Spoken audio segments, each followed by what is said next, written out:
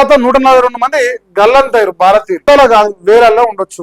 పైకి వేయిన పరిస్థితి వేల మందిలో ఉండొచ్చు అనిపిస్తుంది. సో ఒక ప్రమాదం జరిగింది. వేల మంది ఇప్పుడు ఏదైతే మిస్సింగ్ అని చెప్తారో 1000 మంది పైగా దాదాపు కూడా వారిని హోప్ లేనట్టే. ఇంకా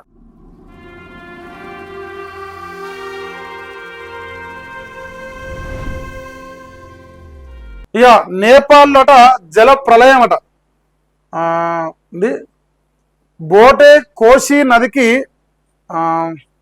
ఫ్లాష్ ఫ్లడ్స్ వచ్చినాయి. 12 గ్రామాలు మునిగిపోయినాయి. భూకంపము, మంచు చర్యలు విరిగిపడడంతో వరద వచ్చింది. పేక మేడల్లా కూలిన భవనాలు, కొట్టుకుపోయిన బస్సులు, కార్లు. తమిళనాడుకు చెందిన 50 మందికి పైగా గల్లంతయ్యారు. తెలంగాణ, కేరళ టూరిస్టులు సేఫ్ ఉన్నారట. మరి ఈషా ఫౌండేషన్ కు చెందిన 77 మంది ఆచూకీ దొరకలేదట ఇప్పటి వరకు. వరదలకు 6 జల విద్యుత్ ప్రాజెక్టులు ధ్వంసమైనట. పలు చోట్ల అంధకారం. రంగంలోకి నేపాల్ ఆర్మీ కూడా వచ్చిందంట. మోదీ దిగ్భ్రాంతి వ్యక్తం చేసి ఇండియన్ ఎయిర్ ఫోర్స్ కూడా సహాయం చేస్తా ఉన్నది. అయితే ఇప్పటి వరకు 157 మంది ఖతమయ్యారు. 750 మంది మిస్సింగ్. తర్వాత 142 మంది గల్లంతయ్యారు భారతీయులు. సో ఇది నేపాల్ దేశంలో వచ్చినట్టు జల ప్రళయం అని రాసిందో. ఇక్కడ నగరమే కొట్టుకుపోతున్నట్టు. రసువా జిల్లాలో నివాస ప్రాంతాలు ముంచెత్తుతున్న వరద అని రాశారు.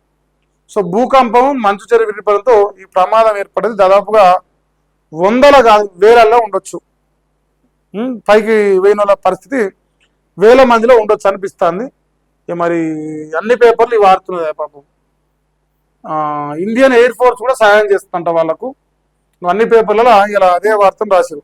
జల ప్రళయం, 157 మంది బలైపోయారు. 1000 మందికి పైగా గల్లంతయ్యారు. మానస సరోవర్ యాత్రలో మహా విషాదం. టిబెట్ ఎగువన బద్దలైన హిమని నదమట. విరుచుకుపడిన కొండ చెర్లు. నేపాల్లో బోటే కోసి, త్రిశూల్ నదుల ఉగ్రరూపం. గ్రామాల్ని సమాధి చేసిన బురద బండలు. ఆచూకీ లేని వందలాది యాత్రికులు. 403 మంది విదేశీ పర్యాటకుల గల్లంతు. ఇందులో 105 మంది భారతీయులు, 37 మంది ఎన్ఆర్ఐలు, 77 మంది ఈశా భక్త బృందం. జగ్గి వాసుదేవ్, డిఆర్డిఓ మాజీ చైర్మన్ సతీష్ రెడ్డికి తప్పిన ముప్పు. తర్వాత యూపీ, బీహార్లో హై అలర్ట్. ఉగ్ర రూపం దాల్చిన గండక్ నది సరిహద్దు జిల్లాలో అప్రమత్తమైన అధికారులు. రాష్ట్రపతి ముర్ము, ప్రధాని మోదీ తీవ్ర దిగ్భ్రాంతి. నేపాల్కు విమానంలో సహాయక సామాగ్రి పంపిస్తున్నారని ఇక్కడ వార్త రాసుకొస్తారు.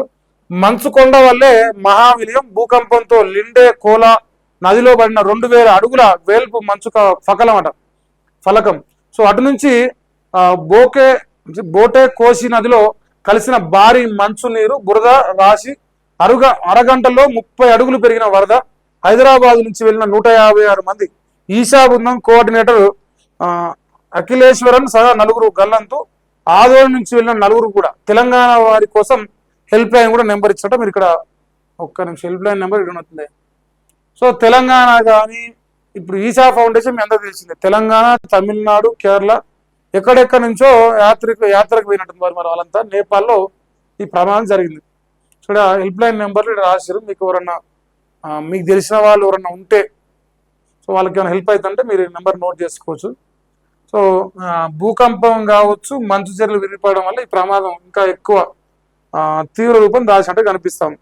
సో వీళ్ళంతా టూరిస్టులుగా వెళ్ళిరు.